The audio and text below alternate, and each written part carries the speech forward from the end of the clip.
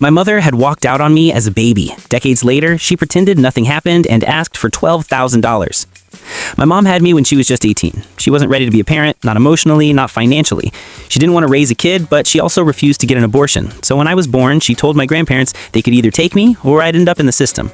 My grandparents loved me too much to let that happen. They legally adopted me, but my mom made one thing clear: she wanted no financial or emotional responsibility. She signed away her parental rights and walked out of our lives. Growing up, my grandparents were incredible. They raised me like their own son, patient, kind, always honest. When I was little, I used to ask about my mom. They never badmouthed her. They even let me try reaching out to her when I was around 11. I called, wrote letters, even emailed her 13 times. She never once replied. That's when I finally accepted that she didn't want me. So I moved on.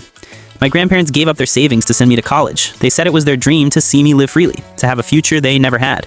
I worked hard, graduated at 22, and started a small auto parts business with two friends. It was a risk, but we saw an opening in our town.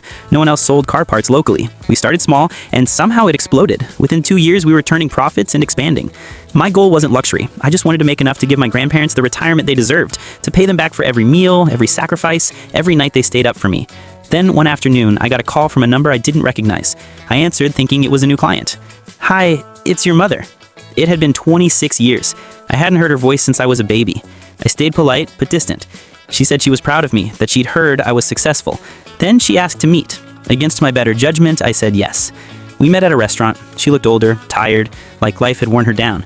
After a few minutes of small talk, she started crying. She told me she'd just gotten divorced, that her ex-husband left her with nothing because of a prenup, and because she had cheated. Then came the real reason she'd called.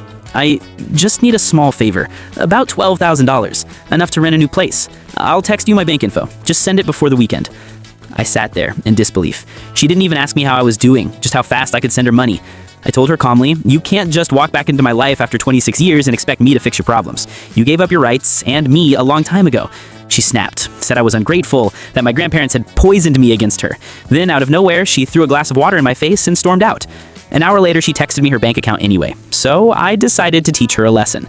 I told her I could give her $15,000 in cash, but she'd have to pick it up in person in a town 4 hours away. She agreed immediately. When she arrived, one of my friends handed her a briefcase, filled to the top with Monopoly money. She didn't even check until she got home. By the time she called me, I'd already blocked her. I don't regret it.